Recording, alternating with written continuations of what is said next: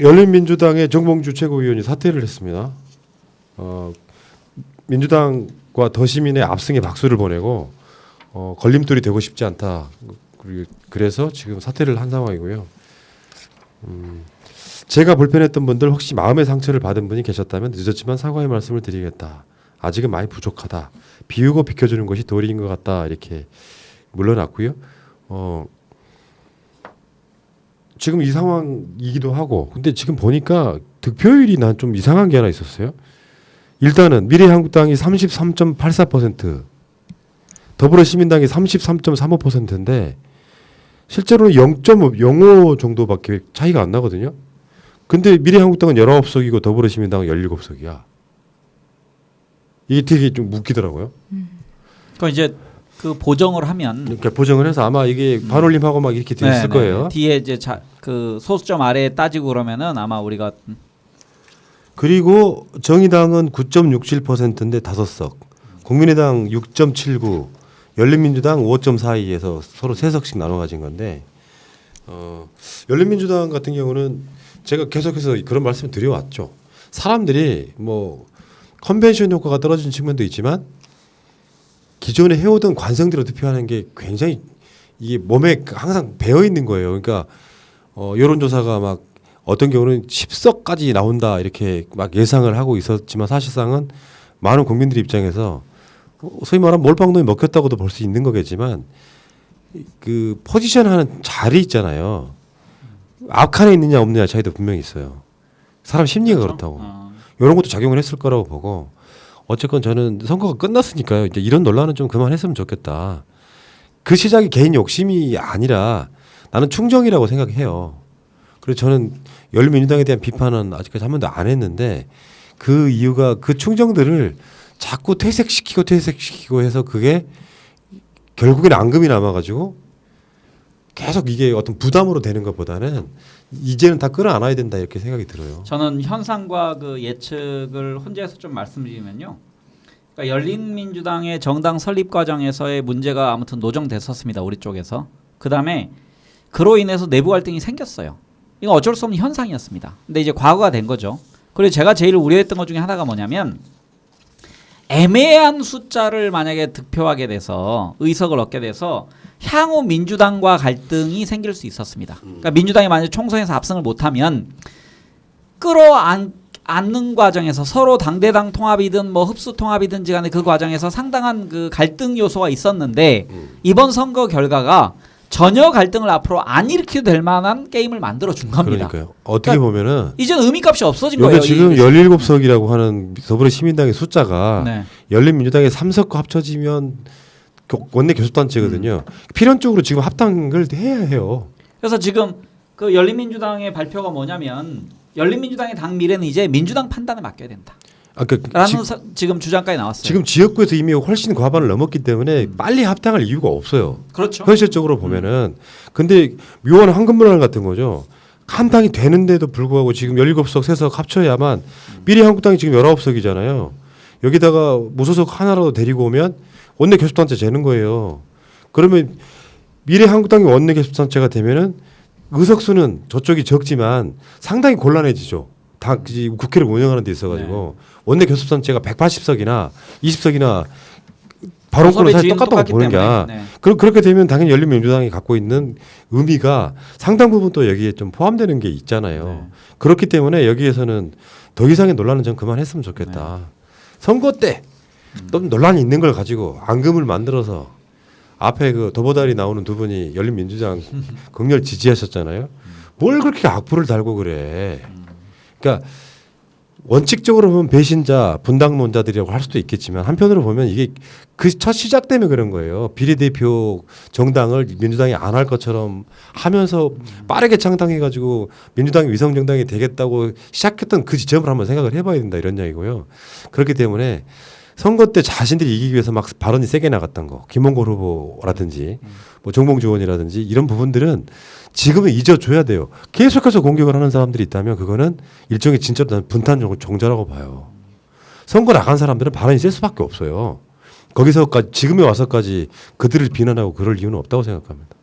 이럴 때 까방권 한 장 주는 거지. 아까 말씀드렸듯이 향후 갈등 요소가 사라졌기 때문에 그리고 민주당 그 손혜원 의원이나 정봉주 의원 입장에서는 이미 그 여기에 대해서 전혀 이제 타치 안 하려는 그런 구도로 가는 것 같습니다. 그래서 민주당이 그 열린민주당을 어떤 태도로 이제 대하느냐, 그러니까 끌어들이느냐, 아니면은 그 정치적 명분이라는 측면에서 밖에 두느냐, 뭐 이런 선택만 지금 남은 것 같은데요.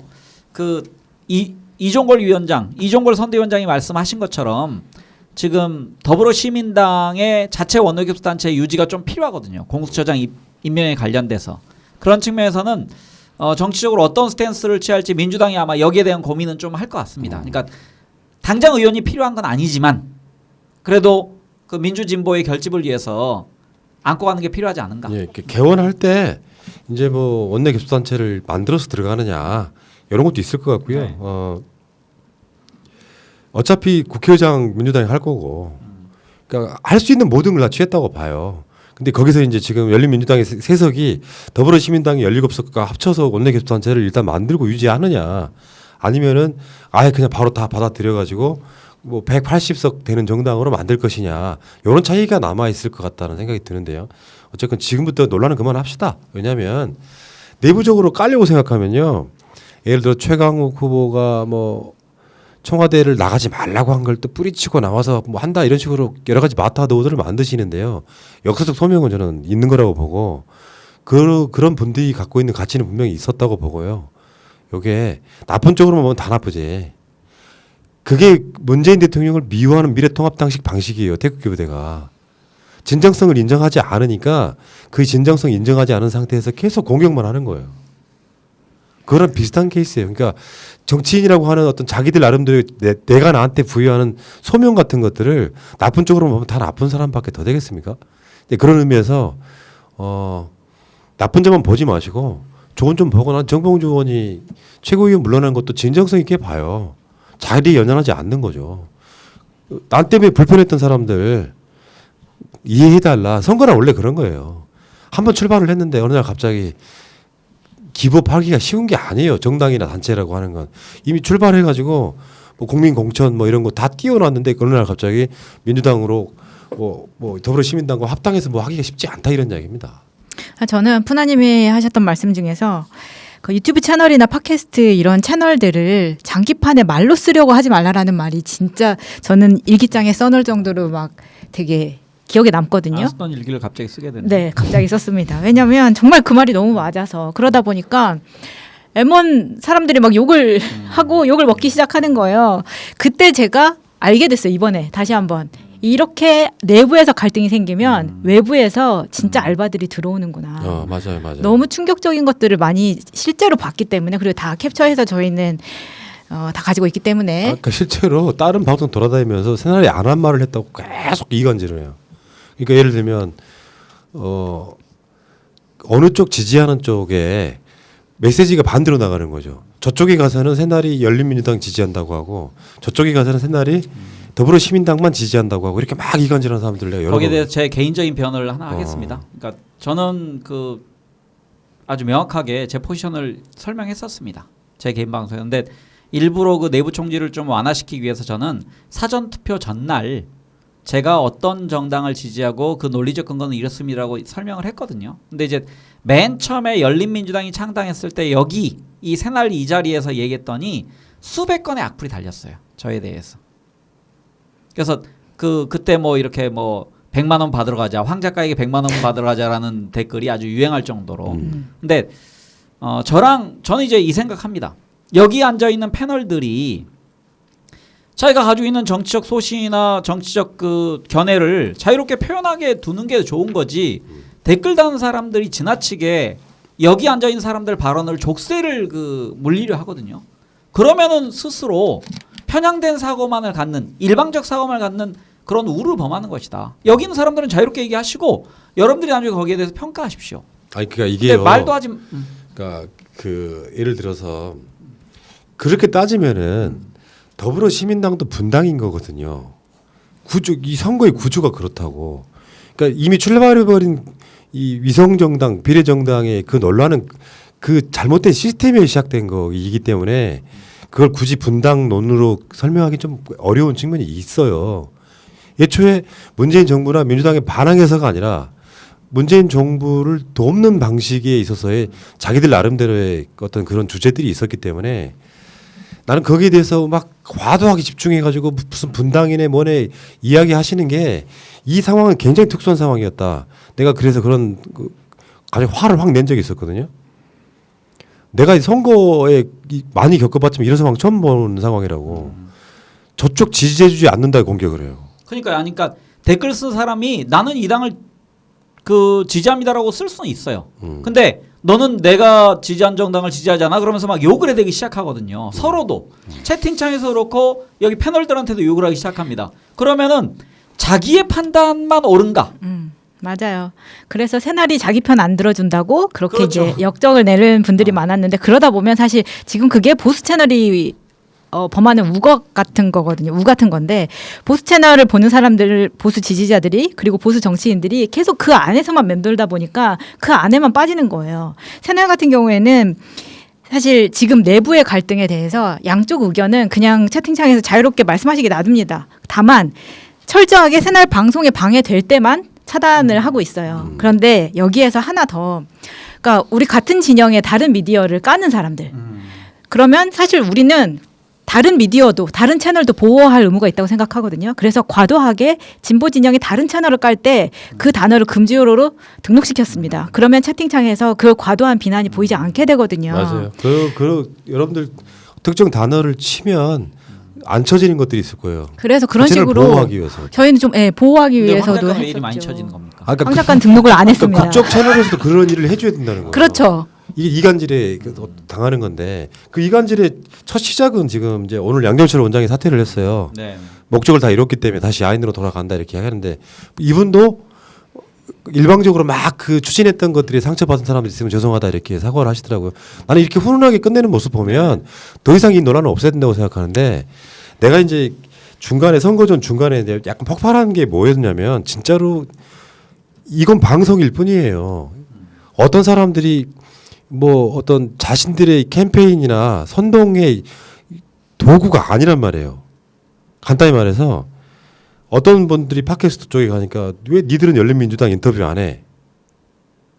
내가 전에도 몇 번 이야기를 했어요. 인터뷰 요청한 데만 난 무조건 받아준다고. 더불어시민당이 단체로 시간표를 짜서 인터뷰해달라고 해서 해드렸고요. 열린민주당에서는 손혜원 최고위원이 전화 한번 하셨죠. 다음 주에 나갈게. 근데 너무 바빴던 것 같아요. 그 약속을 안 지키셨고요. 그러니까 사람이라는 게 그런 거라고. 장기판에 말로 쓴다는 게 뭐예요? 이건 방송일 뿐이에요. 다만 이 진영 방송일 뿐이라고. 근데 이거를 왜 우리 편을 안 들어주라고 이쪽 저쪽에서 공격을 하기 시작하면요. 아예 그 말을 안 하게 됩니다. 입에 재갈을 올리는 거야. 쉽게 표현하면. 장기편을 말로 쓰면 안 돼요. 때로는 우리가 문재인 정부를 비판한다고 하면 홍남기 총리 지금이 적기야. 왜 돈을 그렇게밖에 안 풀려고 해. 이런 정도 비판할 수 있는 거죠. 말하자면 그런 거야. 그런 비판도 못하게 하는 거고. 아무렴 손혜원이나 정봉주에 대한 내 감정이 그 양반들에 대해서 막 공격해야 될 정도 사이는 아니거든요. 그렇게 사적 감정을 나쁘게 이용해서 상처를 주면 나는 결국에는 돌아갈 수 없는 강이라고 생각해요. 저 사람도 같은 우리 편이라고 생각하는 사람들을 과도하게 공격하는 건 말이 안 된다고 생각하는 거. 살아오면서 뭔가 나 이런 소리 가장 치욕적이더라고. 손혜원 의원의 50만 원 스포챗에 그 맛에 비판을 못하는 거라고. 그런 양아치 새끼들이 있더라고. 그리고 그런 분들은 오세요. 제가 50만 원 드릴 테니까 저희 계속 빨아주세요. 하실 수 그러니까 있는지. 미친 놈들이에요. 그러니까 불가능합니다. 말하자면 이 이슈나 아젠다를 끌어갔던 사람들은 나름대로 절박한 게 있었을 거고 전략이 있었다고요. 그거 인정한다고. 김어준 청수의 몰빵론 어쩌면 당연한 걸 수도 있었다고 생각이 드는데 끝나자 이런 이야기를 드리는 거예요. 근데 그게 너무 거기에 경도돼 가지고 마치 그게 세상의 정답인 양.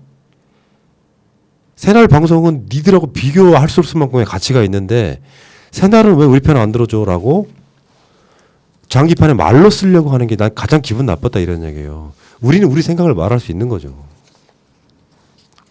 그러니까 채팅하시는 분들이 그들의 의사 표현을 하는 것처럼 여기 앉아 있는 뭐 권PD님이나 마차님이나 다 발언할 수 있는 기회를 주고 그냥 들어봐야죠. 그거를 차단시키면 안 된다는 얘기입니다. 그러니까 우리가 미래통합당보다 더 미움의 대상이 돼버리면 안 된다 이야기예요. 네. 그러니까 그런 사람들이 몰려다니면서 딱 어떤 무서움을 느끼냐면은 빨치산과 그 국군들이 싸우는 것 같은 거 있죠. 완장차가 몰려다니는 거. 나 거기에 그런 약간 좀 불쾌함을 느꼈던 사람들이 꽤 많아가지고 이번 선거전 같은 선거전이 제발 없었으면 좋겠다. 국회 들어가면 바로 법 바꿔라. 그렇죠. 위성정당을 못 만들게 하던가 연동형 비례대표제를 폐기하던가. 그래서 이런 상황을 만들면 안 되는 거죠. 이 잘못은 우리한테 있는 게 아니고 정치권이 잘못한 거예요. 대표적으로 미래 한국당을 만든 그 원제부터 시작해가지고 맞습니다. 민주당도요. 비례정당 시작하려면 진짜 빨리 출발했어야 돼요. 그래 이런 논란이 없어지는 거지. 결국에는 그게 막 선동하는 사람들이 몰려다니면서 우리들 지지해주지 않는다고 난리치고 하는 그 불쾌한 상황 겪어보지 않으면 모릅니다. 자 방송 그러니까 선거가 끝났으니까 하는 이야기고요. 다시 화합했으면 좋겠다 이런 말씀 드리고 싶어요.